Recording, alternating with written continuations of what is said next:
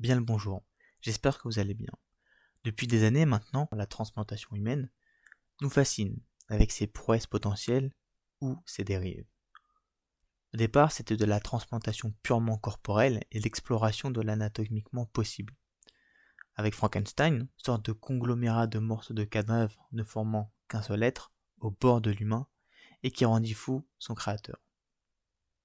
Puis vint Internet, la programmation et la mécanique, faisant franchir un pas de plus dans le domaine du possible, du réalisable, et pour le fantasme du robot.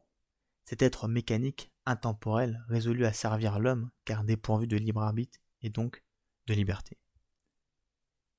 Mais ce qui nous intéresse, c'est plutôt la frontière de ces deux mondes distincts, celui du métal vissé dans la chair et du réseau cybernétique grignotant lentement ce qui fait de nous des humains, tel un virus. Je parle du cyborg, mais surtout de Cyberpunk Edgerunner. They will find through the flames, flames that run down through my veins. I will make the city burn. We're not planning to return. Cyberpunk Edgerunner est inspiré du jeu vidéo du même nom Cyberpunk 2077. Edgerunner est un animé en 10 épisodes, sorti et diffusé sur Netflix le 13 septembre 2022.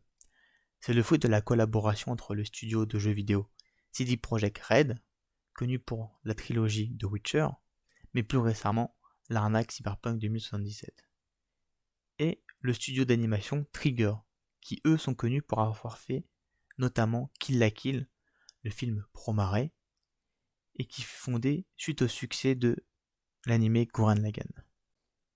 L'animé Cyberpunk Edgerunner nous raconte la courte épopée de David Martinez, un étudiant pauvre qui est dans une grande école, grâce à sa mère qui réussit tant bien que mal à financer ses études, malgré leurs maigres revenus.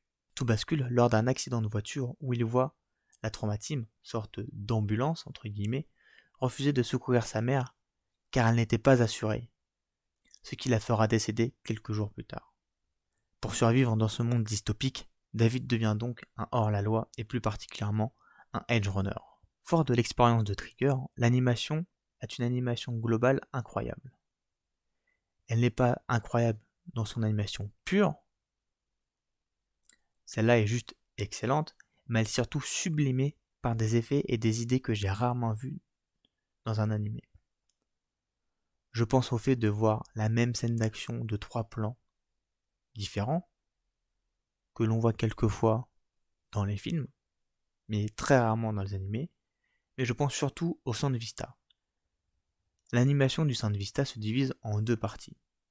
La première est celle où l'on se trouve au même niveau que David, le protagoniste. À ce niveau-là, seul le héros est en couleur et laisse constamment une sorte de traînée qui représente ses mouvements. Comme si les dessinateurs avaient laissé tous les calques lors de l'animation. Ensuite, la seconde partie, c'est celle au niveau du point de vue des autres. Ceux qui ne peuvent pas voir David, mais plutôt qui peuvent seulement l'apercevoir lors de ses déplacements. Je trouve ces idées-là tout bonnement géniales. Ensuite, toujours dans la même veine de Trigger, le dessin est très spécial. C'est ce que je trouve incroyable avec ce studio, que l'on apprécie ou pas, mais de par leur charte graphique, le studio est reconnaissable immédiatement.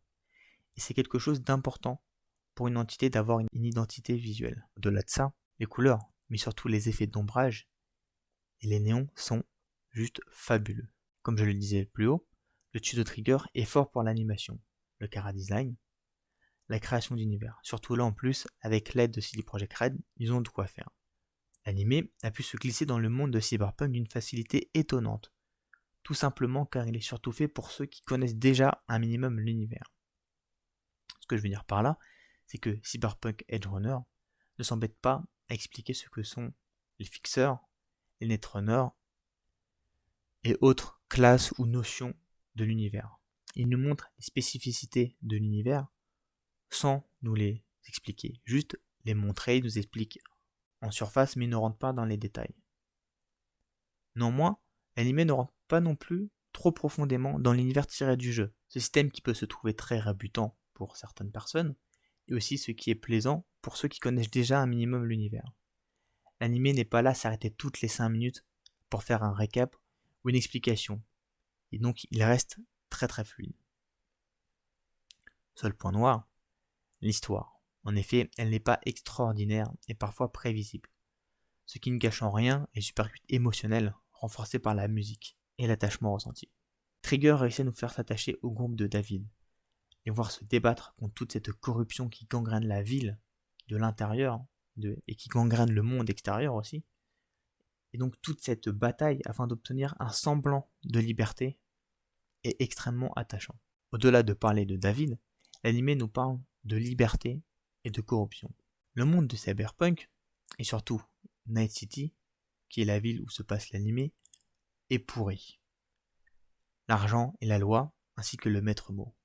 C'est ce qui régit l'ordre et la vie.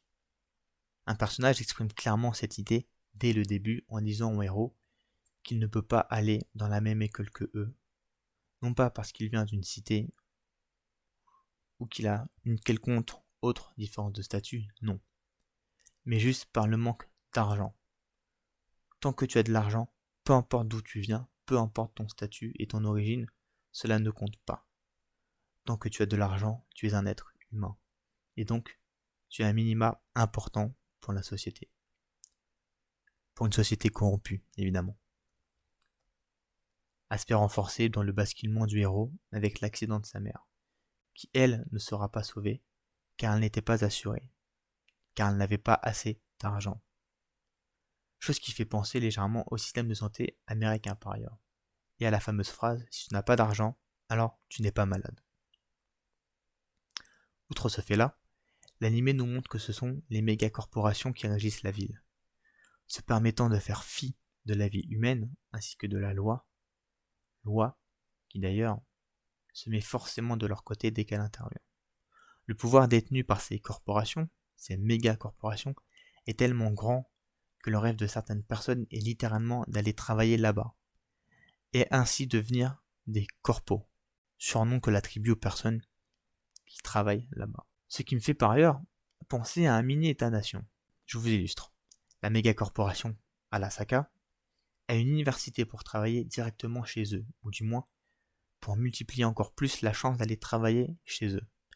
Elle développe une gamme par ailleurs de produits gigantesques, allant jusqu'au militaire, et donc de facto leur octroyant une certaine force de dissuasion militaire. Donc, les études, qui est une grande partie de la jeunesse des gens, et une force de dissuasion militaire, donc un pseudo-pouvoir politique. En plus, lorsque l'on travaille là-bas, nous gagnons l'appellation corpo, comme une sorte de signe distinctif entre différents membres d'une même population, ou différents membres d'une même origine. Bref, on peut allier ce surnom corpo à ce nom que le donne à des habitants de ville ou même d'un pays, afin de pouvoir les différencier. Donc ça devient une sorte de nationalité.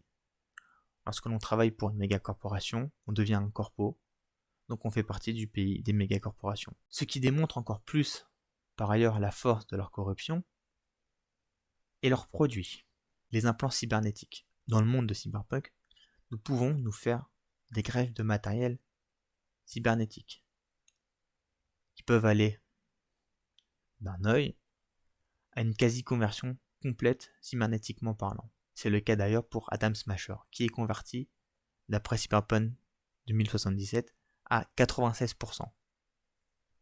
Chose intéressante, si on abuse trop d'un plan, ou si l'implant est trop puissant, l'esprit ne supporte plus et l'on devient fou. Une folie que l'on appelle la cyberpsychose. En effet, il semblerait que les implants fonctionnent comme une sorte de drogue sur certaines personnes, les obligeant à remplacer leur chair par de plus en plus de métal, quitte à sombrer dans la folie et ainsi mourir en tant que machine à tuer dépourvue d'humanité.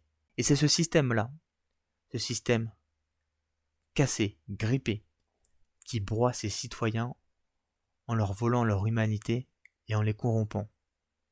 Corruption montrée par le métal dévorant petit à petit leur chair ainsi que leur esprit. Seul moyen pour rester humain et survivre à cette corruption par le métal, vivre en dehors de la société le plus possible. Et c'est le personnage de Lucy qui représente plus cet idéal, avec son rêve qui, afin de fuir la corruption et de trouver la liberté, rêve de quitter la ville, quitter le monde, ainsi que la planète qui abrite cette ville. Elle rêve d'aller de vivre sur la Lune, loin de tous ces néons, tout ce métal, toutes ces méga-corporations, et loin de ce système broyant les gens. Ce n'est d'ailleurs pas la seule. Le groupe de David est quasi constitué et empreint de gens aspirant à différents types de liberté. Maine, lui, cherche a priori à se libérer de son passé. Rebecca essaie de fuir la faiblesse. Kiwi cherche à se racheter une conscience et David veut se libérer de sa condition de simple être humain et trouver sa place en tant que personne spéciale. Spéciale envers les personnes qu'il apprécie, qu'il aime, envers quelqu'un sans doute. Et pour ce faire, pour avoir accès à cette liberté, il faut plonger ses mains dans le sang et le métal. Il faut servir et se servir de cette même société en veillant à ne pas se faire dévorer par celle-ci, comme elle en a dévoré de nombreux autres. Tel Icare, qui se brûla en cherchant à atteindre le soleil, ainsi que la liberté. D'ailleurs, le credo du fameux bar, l'afterlife, c'est on ne se rappelle que de ceux qui sont morts en cherchant à faire de grandes choses. Et c'est cela que raconte Cyberpunk Edge, l'épopée de David en cherchant sa place parmi un groupe en quête de liberté dans un monde corrompu et perdu par la faune du métal, luttant pour leur rêve, quitte à se brûler les ailes pour celle-ci, et faire ainsi partie des nombreux corps broyés par le métal froid qui constituent les fondations de Night City.